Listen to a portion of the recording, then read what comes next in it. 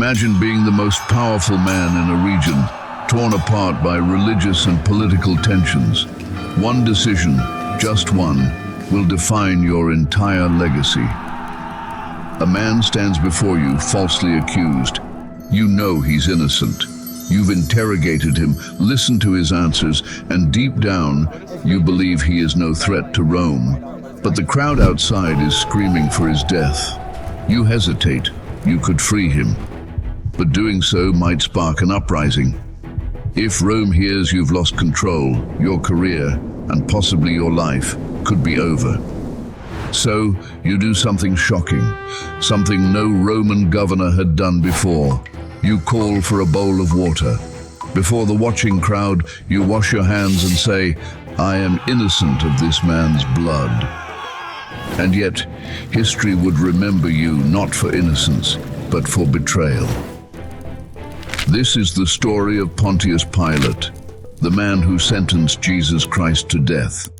A man caught between politics and morality, power and fear, truth and survival. But what really happened to Pilate after that fateful day? Did he live the rest of his life in power?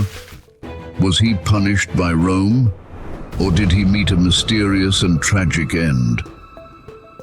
Stay with me until the end. You'll be surprised by the shocking fate of the man who washed his hands of history's greatest decision. Pontius Pilate wasn't born into royalty. He wasn't a senator, nor was he a military war hero. He was a man of ambition, climbing the ranks of the Roman political system through connections and cunning. He came from the equestrian class, an elite but lower-ranked nobility in Rome.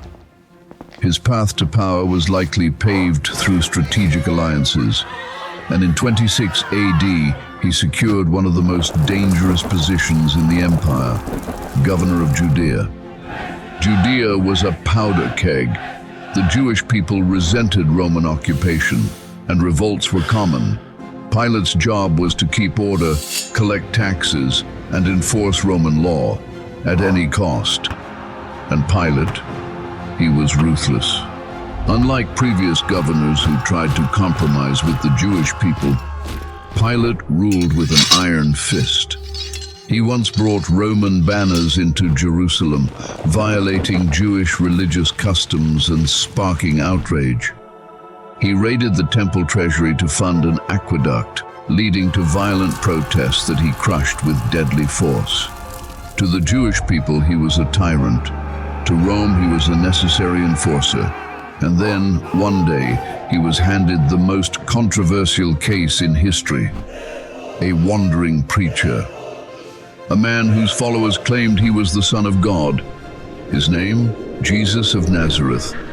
Jesus was arrested by Jewish religious leaders, accused of blasphemy and treason against Rome.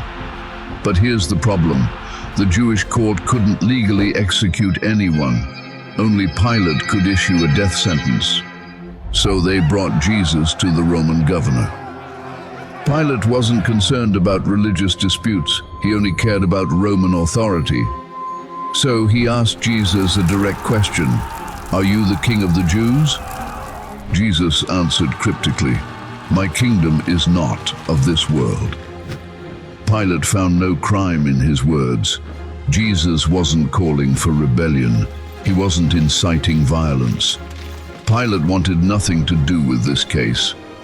So he tried to pass the problem to King Herod Antipas, ruler of Galilee. But Herod mocked Jesus, dressed him in a royal robe, and sent him back. The Jewish leaders were relentless. They claimed that if Pilate freed Jesus, he would be betraying Caesar. And now the crowd was furious, chanting for Jesus' execution. Pilate tried one last move. There was a tradition during Passover where the governor could release a prisoner. He offered the people a choice: Jesus or Barabbas. Barabbas was a murderer and a rebel, a man Rome had already condemned.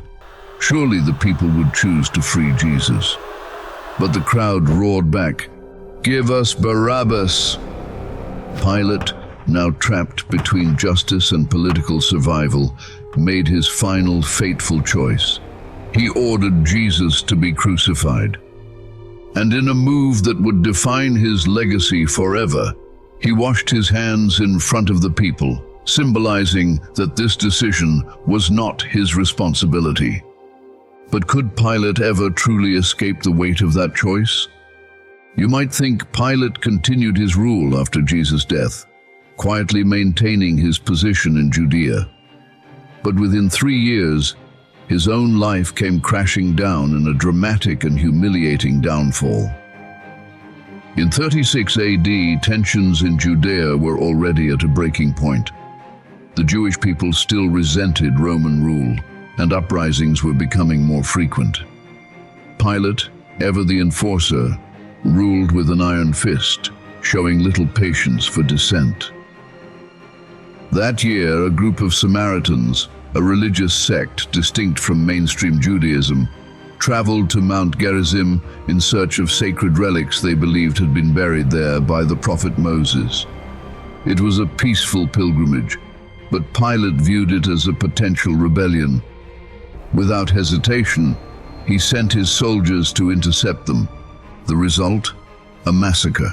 Pilate's forces slaughtered unarmed men in what was supposed to be a religious gathering. Blood soaked the ground of Mount Gerizim, and those who survived fled in horror. But this time, there were consequences. The Samaritan leaders were outraged. They formally complained to the Roman governor of Syria, Lucius Vitellius, a man of far greater influence than Pilate. Unlike Pilate, Vitellius was a careful politician, and he saw Pilate's ruthless tactics as a liability. Rome was already dealing with tensions across the empire. A governor who massacred civilians over a religious dispute was not just an embarrassment, it was a threat to stability. So, Vitellius removed Pilate from office and ordered him to return to Rome to answer directly to Emperor Tiberius. It must have been a humiliating moment for Pilate. For 10 years, he had ruled Judea without answering to anyone, but now he was being sent back to Rome in disgrace. He had tried to crush rebellion, but instead, his own career was the one being crushed. But before Pilate could plead his case before Tiberius, something unexpected happened. Tiberius died, and his successor, Caligula. With Tiberius gone, Pilate's fate became even more uncertain. The new emperor, Caligula, was notorious for his erratic, brutal, and unpredictable rule. Unlike Tiberius, who ruled with calculated cruelty, Caligula was unhinged. He had no patience for former officials who had failed their duties. So, what happened to Pilate? History falls silent. We have no official Roman record of Pilate after he was recalled to Rome, but legends, church writings, and scattered historical accounts suggest several possible fates. Theory 1. Suicide in exile. One of the most widely accepted theories written by the early church historian Eusebius claims that Pilate was so overcome with shame and guilt over his actions, particularly his role in Jesus' crucifixion, that he took his own life while in exile.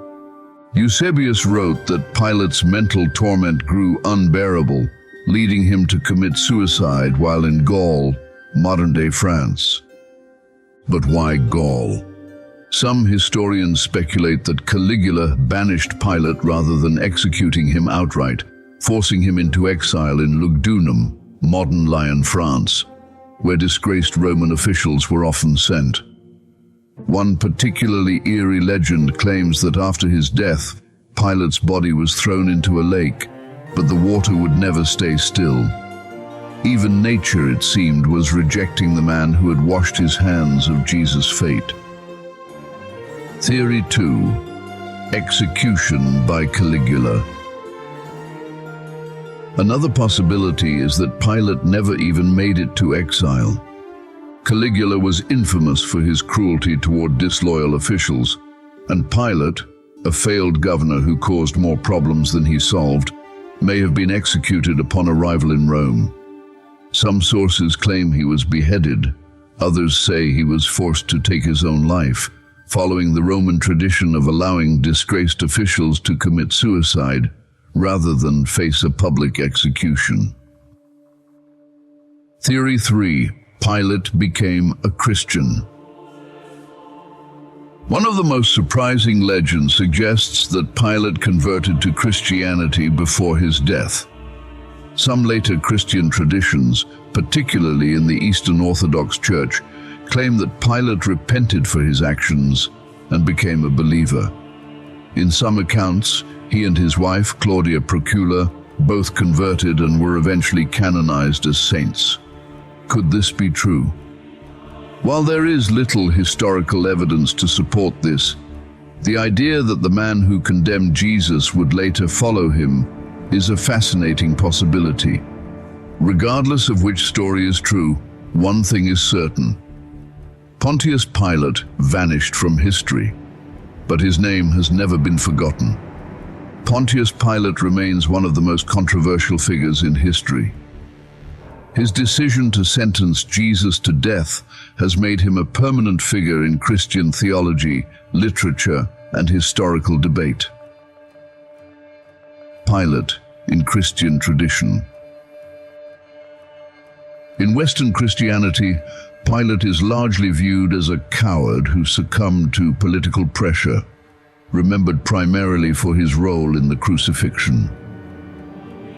In Eastern Orthodox Christianity, some traditions venerate him as a saint, believing that he later repented and was forgiven. Pilate is explicitly mentioned in the Apostles' Creed and Nicene Creed, with the phrase, "suffered under Pontius Pilate," ensuring that his name is recited in churches worldwide. Some apocryphal writings portray Pilate in an entirely different light, suggesting he might have regretted his decision and sought divine forgiveness, though these accounts remain speculative. Pilate in art, literature, and popular culture. Pilate has been depicted in countless paintings, sculptures, and dramatic portrayals over the centuries. Medieval and Renaissance painters often portrayed him as a somber, conflicted figure, washing his hands while surrounded by a furious mob. Writers like Dante Alighieri placed him in hell in the Divine Comedy, labeling him among those who committed the greatest sins of cowardice and indecision.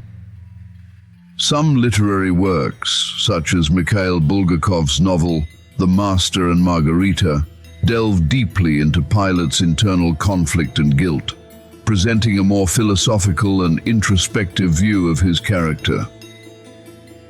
In modern literature and film, Pilate is often depicted as either a ruthless politician or a tragic figure trapped by fate. Some recent films and television adaptations attempt to humanize Pilate, showing the political and moral pressures that led him to his infamous decision, portraying him as a leader forced to navigate an impossible situation. The ethical debate, villain or victim.